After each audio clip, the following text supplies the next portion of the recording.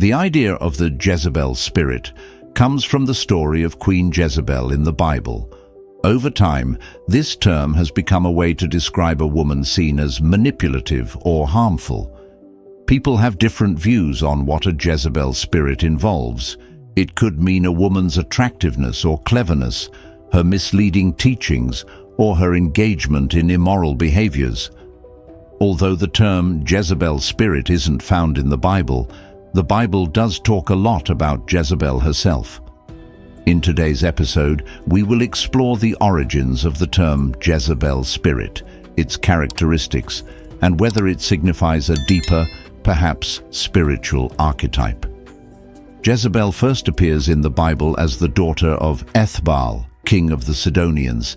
In the first book of Kings, she marries King Ahab, who is Notorious himself, and together they lead Israel to worship the pagan god Baal. The story shows Jezebel's evil nature for the first time in chapter 18, when she orders the death of all the Lord's prophets, effectively silencing any opposition to Baal worship. Her malice is further highlighted in chapter 21 of the first book of Kings. In this chapter, her husband, King Ahab, wants to buy a vineyard from Naboth the Jezreelite. Naboth refuses to sell his vineyard to the king because it is his ancestral heritage. Naboth believed that selling his vineyard to King Ahab would be against the Lord's will. This refusal left Ahab upset and sulking because he couldn't get the vineyard. However, Jezebel didn't take no for an answer. Unlike her husband, Jezebel devised a plan that involved false accusations against Naboth, leading to his execution and allowing Ahab to take over the vineyard. Despite her cunning, Jezebel eventually faced her own downfall. She taunted Elijah, arguably her greatest adversary, who was one of the few brave enough to confront her. This confrontation led to her being thrown from a window and trampled by a horse. When they tried to retrieve her body for a royal burial, they found it had been devoured by dogs. The name Jezebel resurfaces in the book of Revelation, associated with a false prophetess in the Church of Thyatira. This Jezebel is accused of leading believers into sexual immorality and idol worship. She is warned that unless she repents, she and her followers will face dire consequences, similar to the fate of Queen Jezebel in the book of Kings. The Bible sternly notes, "Nevertheless, I have this against you. You tolerate that woman Jezebel, who calls herself a prophet. By her teaching she misleads my servants into sexual immorality and the eating of food sacrificed to idols. I have given her time to repent of her immorality, but she is unwilling. So I will cast her onto a bed of suffering, and I will make those who commit adultery with her suffer intensely unless they repent of their ways." By falsely accusing Naboth of blasphemy, leading to his death and the acquisition of his vineyard for King Ahab. This act shows her manipulative and ruthless nature, as she takes control from her husband and uses deception to achieve her desires. The third incident is her confrontation with Elijah, where she not only opposes a major prophet of God, but also seeks to eliminate the worship of the biblical God entirely.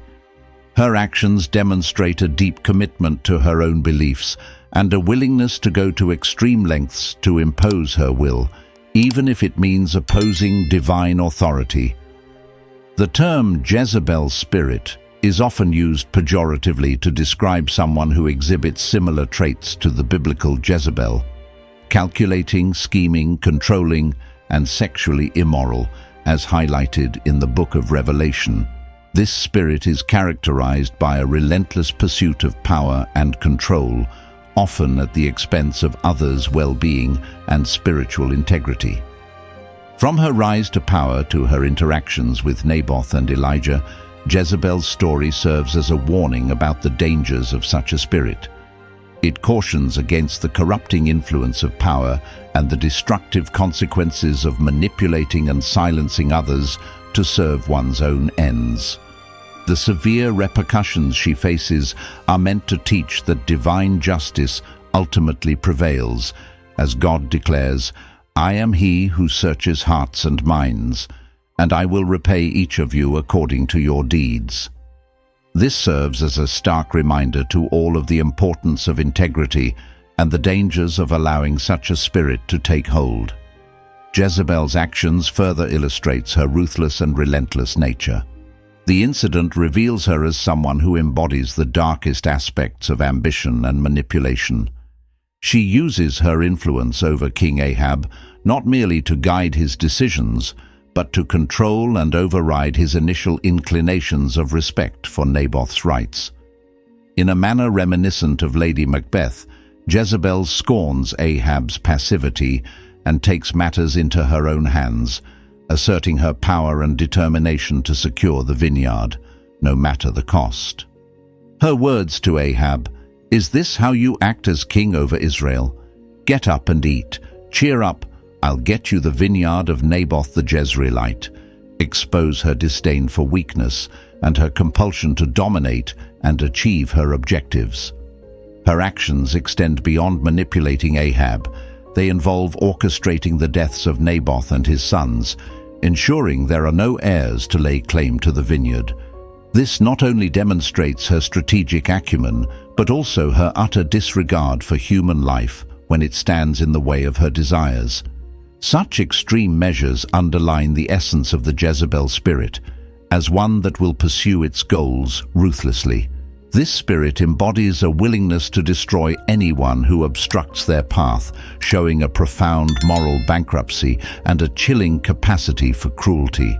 It's a stark warning about the perils of allowing such traits to go unchecked, as they can lead to immense suffering and injustice, driven by a heart devoid of empathy and consumed by an insatiable lust for power. In examining the Jezebel of Thyatira, described in the Book of Revelation, we encounter a figure who, while not as overtly violent as Queen Jezebel, still exerts a dangerous influence over her followers. This Jezebel, portrayed more as a prophetess with significant influence within the congregation, leads her followers astray through teachings and practices that involve idol worship and sexual immorality. This passage highlights the subtler yet equally destructive aspects of the Jezebel spirit. It showcases a woman who subtly undermines spiritual truths to manipulate others into following her corrupted teachings. Her actions not only lead others into spiritual disobedience, but also suggest a manipulation of her sexuality to further her influence and control, either by promoting sexual laxity among her followers or perhaps using her allure to sway them to her purposes. The implication here is that those who harbor the Jezebel spirit are not just threats through direct actions of harm or deceit, but can also corrupt communities from within. They manipulate beliefs and morals to reshape them according to their desires, often leading others into behaviors that are not just self-destructive, but also damaging to the larger community. This aspect of the Jezebel spirit, its capacity to lead others into moral and spiritual decay, highlights the insidious nature of such influence. It's a potent reminder of the need for vigilance and integrity within spiritual communities, to guard against those who would use their influence for personal gain at the expense of others' spiritual well-being.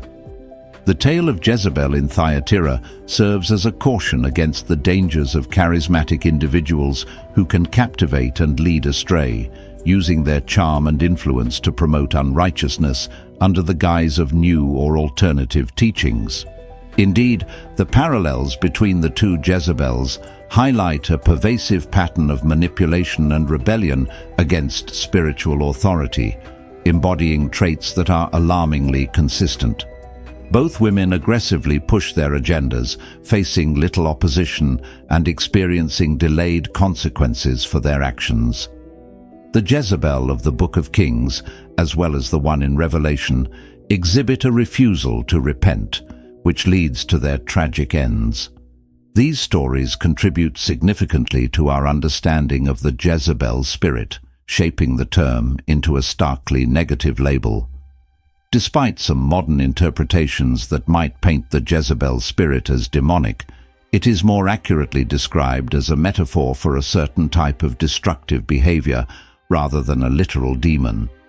The use of spirit in this context refers more to an attitude or personality that mimics Queen Jezebel's.